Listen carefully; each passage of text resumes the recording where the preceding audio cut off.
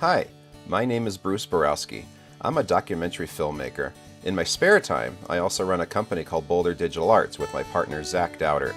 We've had a lot of people ask us how we got Boulder Digital Arts started, so I thought this Pecha Kucha night was a great way to finally tell the story.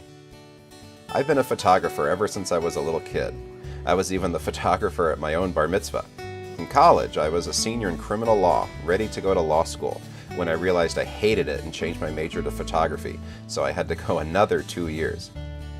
Zach grew up in Greeley, and as a young child spent much of his free time starting a variety of different businesses in his parents' basement. There were several hospitals, some cruise ships, and then, strangely enough, a couple of tropical-themed bars.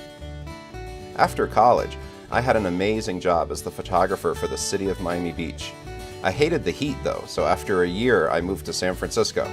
It was there I got involved in public access TV and helping people with their TV series.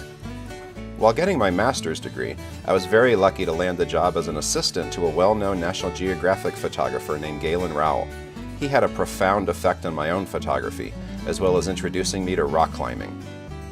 Meanwhile, Zach was producing a half-hour TV series of sketch comedy for public access TV in Greeley. For reasons I still don't know, he was literally banned from Radio Shack until he was 18, after being threatened with a libel lawsuit, so he had to ask strangers in the mall to purchase all his video gear. I moved to Boulder in 1990 and started working at Photocraft, and quickly got involved in public access TV here.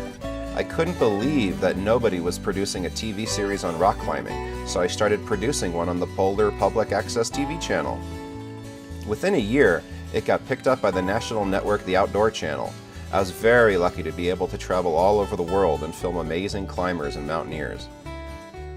In the mid-90s, the city of Boulder put together a task force to try to help public access, since it was pretty run down and using old equipment. I was selected to be one of the 12 members, along with Brad Gilbert, the owner of People Productions.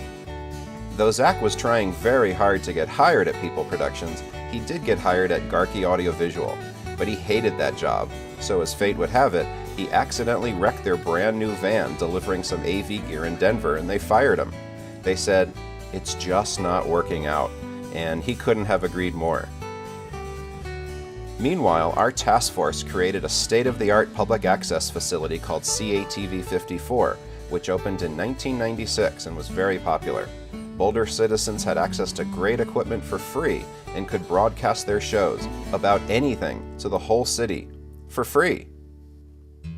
After Zach and I met, we started talking about doing a public access TV show together. We thought a show about beer would be great. As it happened though, I decided to move to Paris to be with an old girlfriend. Meanwhile, Zach finally got hired at People Productions. Well, the girl in Paris turned out to be just as crazy as she was before, so I came back to Boulder. Turns out the new public access leadership was running it into the ground, and Zach and I couldn't believe that they still weren't offering cool classes and workshops in this new digital age. Meanwhile, I got hired at People Productions too. We realized there was a huge potential for low-cost classes taught by some of the amazing creative people here in Boulder. We came up with a name, and before I knew it, Zach had already made a logo, and we started planning our first event. We had over 120 people come on February 24th, 2004 to our Final Cut Pro Tips and Tricks launch party.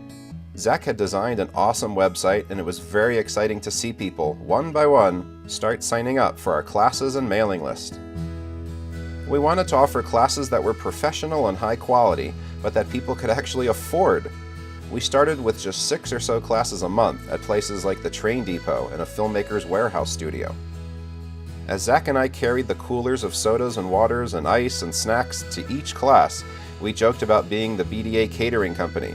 After a year or so, we finally moved into a small space of our very own. It was such a luxury not to have to set up from scratch every time. We used some of the money coming in to buy a handful of new Mac workstations so we could start offering hands-on classes. We also started holding our digital salons at BMOCA every few months, with great guest artists talking about and demonstrating their work. Soon, BDA will be moving into a new 3,000 square foot facility where we'll be able to offer all sorts of new programs, as well as having office space available for digital artists. Meanwhile, Zach is enjoying living half the year in Panama. Besides all our classes and events, our new space is being designed to be a comfortable hangout for digital artists and creative professionals, so please come on down to check it out. Thanks for listening.